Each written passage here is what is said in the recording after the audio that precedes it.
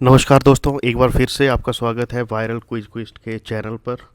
और ये हिमाचल दर्पण सीरीज़ का दूसरा वीडियो है जिसमें हम हिमाचल के प्राचीन इतिहास के बारे में पढ़ेंगे। अगर आपने पहला वीडियो नहीं देखा है तो प्लेलिस्ट में जाकर आप उस वीडियो को देख सकते हैं। वीडियो शुरू करने से पहले आप सबसे एक रिक्वेस्ट है, अगर आप इस चैनल पर नए हैं तो चैनल को सब्सक्राइब कर लीजिए और साथ में बेल आइकॉन भी दबा दीजिए और वीडियो को पूरा ज़रूर देखिए। आपका सपोर्ट वैल्यूएबल है। तो चलिए वीडियो शुरू करते हैं। तो आज के इस वीडियो में हम प्रागैतिहासिक या हम बोल सकते हैं प्री हिस्टोरिक टाइम पीरियड के बारे में जानेंगे जो हिमाचल में हुआ। प्री हिस्टोरिक पीरियड इसको इसीलिए बोला जाता है क्योंकि इस समय किसी भी लिपि का विकास नहीं हुआ था। हमारे पास कोई भी रिटन सोर्सेज नहीं है इस टाइम पीरियड के। इसके अलावा एक प्रोटो हिस्टोरिक टाइम पीरियड भी होता है। प्रोटो हिस्टोरिक टाइम पीरियड उसे कहा जाता है जिसमें लिपि तो थी पर हम उसे पढ़ नहीं पाए हैं या हम उसे अभी तक डिसाइफर नहीं कर पाए हैं। एग्जाम्पल के लिए हम इंडस वैली सिविलाइजेशन या हड़प्पन सिविलाइजेशन को जान सकते हैं जिसमें पिक्टोग्राफिक जिन उनकी स्क्रिप्ट थी लेकिन उसको अभी तक डिसाइफर नहीं किया गया है, उसको अभी तक समझा नहीं गया है। प्री हिस्टोरिक पीरियड के कोई भी लिखित सोर्सेज नहीं है। We only have archaeological sources जो कि खुदाई से मिले हैं। उन्हीं सोर्सेज के बेसिस पे हम कुछ भी इस समय इस पीरियड के बारे में बोल सकते हैं। बेसिकली प्री हिस्टोरिक पीरियड को तीन पीरियड्स में डिवाइड किया गया है। सबसे पहला है पैलियोलिथिक जिसको हम पूरा पाषाण काल बोलते हैं। उसके बाद मध्य पाषाण काल जिसको मीजोलिथिक एज भी बोला जाता है और नव पाषाण काल जिसको नियोलिथिक एज बोला जाता है। और इन तीनों डिवीज़न का अलग अलग टाइम पीरियड है। जैसे पैलियोलिथिक टाइम पीरियड है वो 30 लाख से लेके 10,000 BC तक था। मीजोलिथिक टाइम पीरियड 10,000 BC से 4,000 BC तक था। और नियोलिथिक टाइम पीरियड 7,000 से लेके 1,000 BC तक था। दुनिया के अलग अलग हिस्सों में ये टाइम पीरियड अलग अलग हो सकता है। तो हम यहाँ पे हिमाचल के कंटेक्स्ट में बात करेंगे। सबसे पहले पैलियोलिथिक पीरियड। पैलियोलिथिक या पूरा पाषाणकालीन स्रोत कौन कौन से हैं हमारे पास। तो सबसे पहले जो हमारी जो सतलुज नदी है 1951 में सतलुज की सहायक नदी सिरसा के दाईं ओर नालागढ़ में ओलाफ प्रूफर के पत्थरों से बने औजार जैसे खुरपे आदि प्राप्त हुए हैं। 1955 में वीवी लाल ने गुलेर, देहरा, ढलियारा तथा कांगड़ा से आदि सोहन प्रकार के 72 पत्थरों के उपकरणों के नमूने प्राप्त किए हैं। इनमें चापर, हस्त कुठारे और वेदनी प्रमुख हैं। डॉक्टर GC महापात्रा ने सिरसा नदी घाटी और कांगड़ा में उत्तर पाषाण काल के पत्थर के बने औजारों के अवशेष प्राप्त किए हैं। सिरमौर की मारकंडा नदी के सुकेती क्षेत्र में 1974 में इस अवधि के अवशेष प्राप्त हुए हैं। तो ये था हमारा पैलियोलिथिक पीरियड। अब बात करेंगे मीजोलिथिक पीरियड और उसके साथ ही नियोलिथिक पीरियड।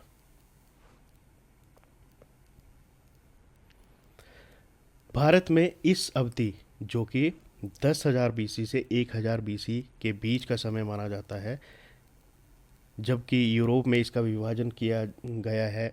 यूरोप में इसका अलग समय है, भारत में अलग समय है, हिमाचल में अलग समय है। तो इस समय स्थायी कृषि और सभ्यताओं का उद्गम इस अवधि के दौरान हुआ। रोपड़ में कोटला निहंग में नवपाषाण युग के प्रमाण मिले हैं और सरस्वती यमुना नदियों की तलहटी में भूरे रंग के चित्र मिट्टी के बर्तनों में बने हुए मिले हैं।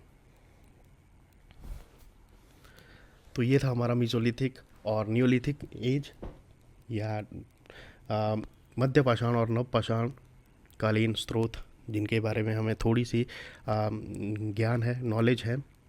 तो अब आगे बढ़ते हुए हम चलेंगे resident of Himachal during proto historic या हम बोल सकते हैं आद्य ऐतिहासिक सिंधु सभ्यता के समय में हिमाचल के निवासी। तो सबसे पहला विवरण यहाँ पे कोल जनजाति का मिलता है। कोल जनजाति को मूल निवासी माना जाता है यहाँ का। और इन्हीं लोगों ने नियोलिथिक कल्चर को स्टार्ट किया था हमारे यहाँ हिमाचल में। और पश्चिमी हिमालय में वर्तमान के कोली, हाली, डूम, चनाल, बाडी आदि लोग कोल जाति में से ही हैं। कोल जाति का हिमाचल प्रदेश में बसने का पता कुमाऊं की चंदेश्वर घाटी की चट्टानों से मिलता है।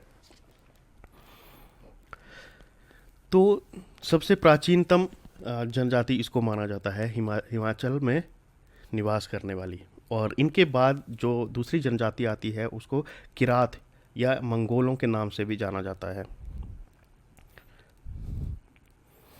और कोल जाति जनजाति के बाद बसने वाली ये दूसरी जनजाति थी। ऋषि वशिष्ठ ने उन्हें शिशुनदेव, लिंग देवता जिसको बोला जाता है, उनकी पूजा करने वाले कहा था। और महाभारत में किरातों को हिमालय के निवासी बताया गया है। महाभारत, जिसको वन पर्व के नाम से भी जाना जाता है, इसके अध्याय 140 में इनके निवास का वर्णन मिलता है। किरातों को पहाड़ी तलहटी से ऊंचे पर्वतों की तरफ भगाने वाले खस थे। और मनु ने भी किरातों का वर्णन किया है। कालिदास के रघुवंश और किन्नरों का उल्लेख मिलता है कालिदास के रघुवंश में। और तीसरी जनजाति जो हिमाचल में आके बसी थी वो थी नाग जनजाति। इस जाति के लोग हिमाचल की पहाड़ियों में हर जगह बसते थे। मंडी के पंचवक्त शिव मंदिर में नागों की 10 फुट ऊंची मूर्तियां हैं। हड़प्पा सभ्यता की मुहरों में नाग देवता को दिखाया गया है। महाभारत में अर्जुन ने नाग राजा बासुकी की उलोपी नामक कन्या से गंधर्व विवाह किया था। तो ये एक इम्पॉर्टेंट पॉइंट है हमारे एग्जामिनेशन पॉइंट ऑफ व्यू से। अर्जुन ने किसके साथ विवाह किया था? नाग राजा बासुकी की उलोपी नामक कन्या से। बासुकी नाग की पूजा चंबा, कुल्लू आदि में की जाती है। और तक्षक नाग ने हिमालय में नाग राज्य स्थापित किया था। तो नाग राज्य को स्थापित करने का उत्तरदायित्व किसके सिर पे था? तक्षक नाग के। उसके बाद चौथी जनजाति जो हिमाचल में आके बसी वो थे खस। इन्हें आर्यों की तीसरी शाखा भी माना जाता है, जो कि मध्य एशिया से कश्मीर होते हुए पूरे हिमालय में फैल गए। और इन्हीं को खस जाति के नाम से जाना जाने लगा। रोहणु क्षेत्र के खसधार खसखंडी नामक के गांव में इनके निवास का पता चलता है। खसों का नाग जाति पर विजय के रूप में भुंडा उत्सव मनाया जाता है। भुंडा उत्सव इंपॉर्टेंट है एग्जामिनेशन पॉइंट ऑफ व्यू से, तो इसको माइंड में रखना है। अब इस भुंडा उत्सव में बेड़ा जाति के लोग जो नाग जाति के वंशज समझे जाते हैं, बेड़ा जाति के लोग जो कि नाग जाति के वंशज समझे जाते हैं, उनके परिवार के किसी व्यक्ति की बलि इस उत्सव में, भुंडा उत्सव में दी जाती है। खसों द्वारा निर्मल में मनाई जाने वाली बूढ़ी Diwali, examination point of view से ये भी इम्पॉर्टेंट पॉइंट है। बूढ़ी दिवाली निर्मल में मनाई जाती है, जो कि खसों द्वारा मनाई जाती है। ये भी इनकी यहाँ के आदिम जातियों पर विजय का प्रतीक है। और ये बूढ़ी दिवाली भी इनकी प्राचीन जातियों के ऊपर विजय का एक सिंबल है, जिसके सिंबल के तौर पे इसको मनाया जाता है। इसमें खस नाग युद्ध का मंचन होता है। खस जाति से निकले हुए कनैत लोग खसिया नाम से प्रसिद्ध हुए। महाभारत में इस जाति का बार बार उल्लेख आता है। यह लोग कौरवों की ओर से महाभारत का युद्ध भी लड़े थे। वायु पुराण और विष्णु पुराण में भी खसों का वर्णन आया है। इन्हीं खस लोगों के सरदारों ने बाद में छोटे छोटे राज्य संघ बनाए, जिन्हें मवाना कहा गया। खसों ने भी प्राचीन जातियों की भांति बहुपति प्रथा को अपना लिया था। और पांडवों ने भी वनवास के दौरान बहुपति प्रथा इन्हीं खस जनजाति के लोगों से ली थी। अब प्राचीन देवताओं के बारे में हम थोड़ा सा जानेंगे। तो कौन कौन से प्राचीन देवता थे जिनको यहाँ पे माना जाता था या पूजा जाता था?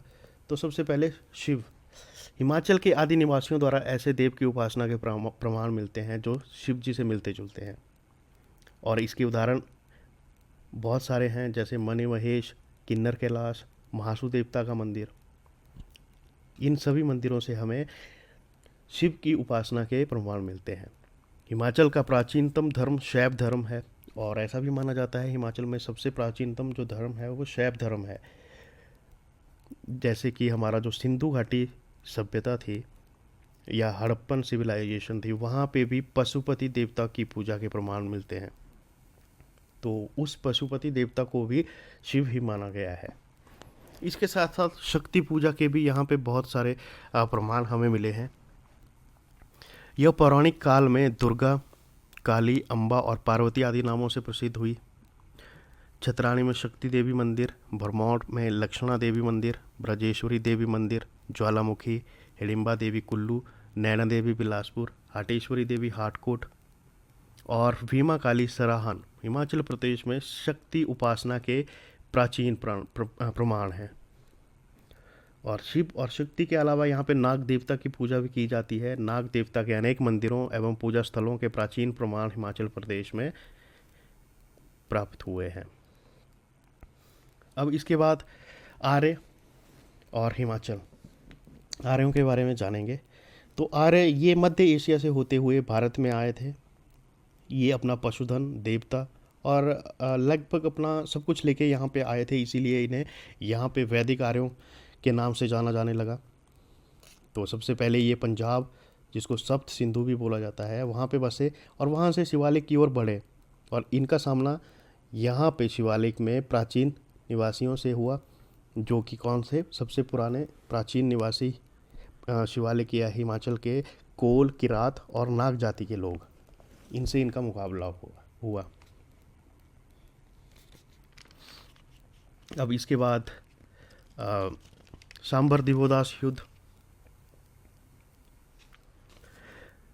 तो जो सांबर थे वो दस्यु राजा थे।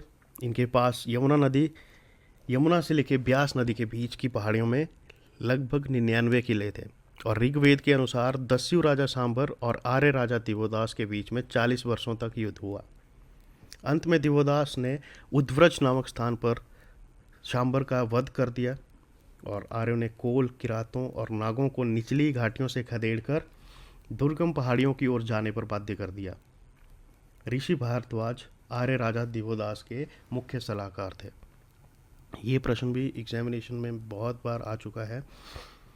आर्य राजा दिवोदास के मुख्य सलाहकार कौन थे? तो वो थे ऋषि भारद्वाज। और इन्हीं कोल, किरात और नागों को निचली घाटियों से खदेड़ने वाले कौन थे?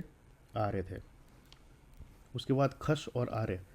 खसों को भी आर्यों ने दुर्गम पहाड़ियों की ओर भेज दिया या भगा दिया, जो वहीं पे बस गए और उनमें से कुछ लोग, खस जनजाति से जो लोग थे वो वहीं पे रह गए। तो वो उनको आर्यों ने अपने अंदर विलीन कर लिया या एक तरह से उन्हें अपना दास बनाकर रख लिया। तो ये था हमारा आज का लेक्चर। अब नेक्स्ट लेक्चर में हम लोग वैदिक काल के बारे में पढ़ेंगे। तो आई होप आप लोगों को अच्छे से समझ आया होगा। That's all for today. Thank you very much. Have a nice day.